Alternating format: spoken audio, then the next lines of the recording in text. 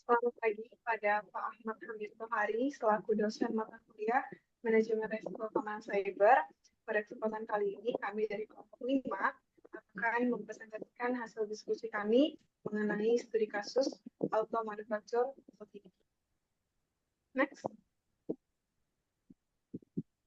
Tadi saya akan membacakan nama anggota kelompok 5 beserta pembagian tugas anggota kami. Yang pertama, Syafiq Adi Kurniawan mengerjakan bagian risk identification dan penyusunan laporan. Yang kedua, Sarisa Fitri mengerjakan risk control dan juga penyusunan laporan. Lalu Lulu Ulumi, risk assessment dan penyusunan laporan, dan saya sendiri selaku moderator pada presentasi hari ini, Christina Gata Purba, risk identification dan desain presentasi. Next.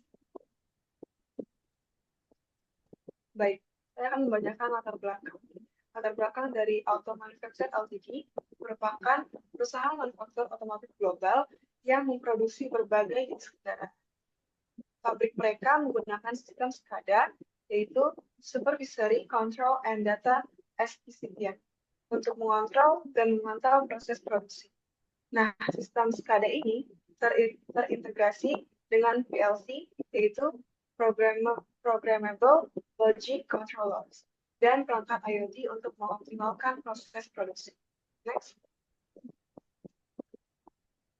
Rumusan masalah pada presentasi hari ini adalah yang pertama, apa saja sih aset kritikal perusahaan? Yang kedua, ancaman dan kerentanan apa yang dihadapi? Lalu bagaimana proses manajemen risiko diterapkan? Dan strategi apa nih yang paling efektif untuk diterapkan? Next. Selanjutnya akan dibacakan oleh rekan saya. Oke, kita masuk pada infrastruktur dan identifikasi risiko, yang di mana di sini terdapat komponen sistem, yaitu SCADA, PLC, IoT, dan juga jaringan yang tertutup. Lalu pada identifikasi aset, ada data produksi, konfigurasi SCADA, dan juga akses keamanan. Kemudian pada akses aset perangkat, terdapat SCADA, PLC, IoT, dan jaringan itu sendiri. Sementara itu, pada aset people terdapat operator dan tim IT security. Adapun ancaman utamanya adalah yang pertama malware, yang kedua ada sabotase, yang ketiga insider, dan yang terakhir DDoS. Oke, lanjut.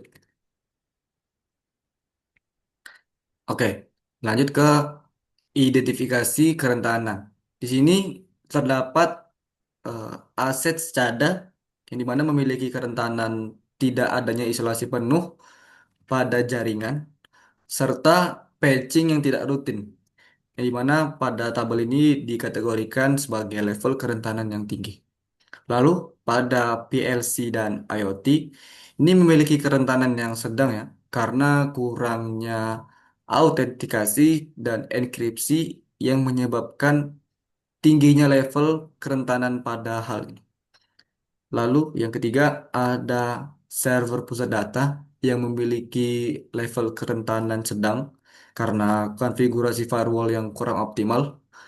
Lalu pada nomor 4 ada akses pegawai yang memiliki kerentanan tinggi karena tidak adanya pembatasan akses berbasis peran. Dan lalu yang terakhir, sistem komunikasi jaringan internal, di mana di sini memiliki kerentanan sedang dikarenakan monitoring yang tidak aktif selama 24 jam. Oke, materi selanjutnya akan dibawakan oleh teman saya. Oke, pada slide ini ada pengukuran risiko.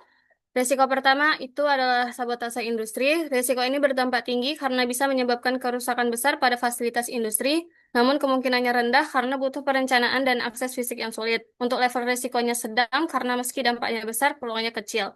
Nah, yang kedua, ada malware industri atau SCADA dan IoT. Risiko ini berdampak tinggi dan kemungkinan juga tinggi karena malware mudah menyebar di jaringan yang lemah dan level risikonya tinggi. Nah, yang ketiga, ada kerentanan SCADA. Risiko ini juga bertambah tinggi karena bisa dieksploitasi jika ada celah, kemungkinannya sedang dan level risikonya tinggi.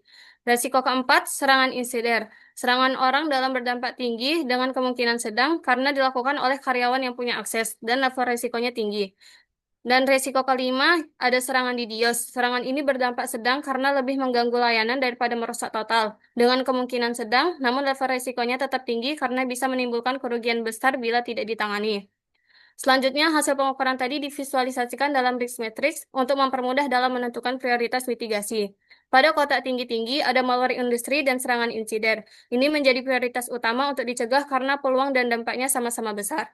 Pada kotak tinggi sedang, ada kerentanan Skoda, dan pada kotak tinggi rendah, yaitu resiko dengan dampak besar tapi peluang kecil, ada sabotase industri, dan pada kotak sedang-sedang ada serangan DDoS. Dari matriks ini kita bisa lihat bahwa fokus utama mitigasi ada di kotak risiko tinggi-tinggi, lalu disusul yang lain sesuai prioritas. Untuk slide selanjutnya akan dilanjutkan oleh teman saya. Pada slide ini, saya akan menjelaskan mengenai strategi kontrol risiko yang digunakan dalam mengelola berbagai jenis ancaman keamanan cyber, khususnya di lingkungan industri. Ada 4 pendekatan utama dalam pengelolaan risiko, yaitu mitigate, transfer, accept, dan avoid. Namun, dalam studi kasus ini, strategi yang paling dominan digunakan adalah mitigasi dan transfer. Contoh penerapan strateginya yang pertama ada malware industri. Ditangani dengan mitigasi seperti pemasangan endpoint protection, patch pada sistem SCADA dan IoT, whitelisting, dan penggunaan SIEM dengan target implementasi 0-60 hari oleh tim IT security. Yang kedua ada serangan insider, juga dimitigasi melalui RBIC atau Role Based Access Control, lalu ada audit log, dual authorization, dan whistleblowing. Penanganannya maksimal 90 hari. Yang ketiga ada kerentanan SCADA, dimitigasi dengan penetration, test, firewall industri, hardening, dan disaster recovery. Yang keempat ada sabotase industri menggunakan strategi kombinasi antara mitigasi dan transfer dengan redundancy sistem, asuransi cyber, dan rencana krisis. Timeline-nya 3-6 bulan oleh security manager. Yang kelima ada serangan DDoS, ditangani juga dengan mitigasi dan transfer, yaitu DDoS protection, load balancing, serta kerjasama dengan ISP. Diselesaikan dalam 2-4 bulan.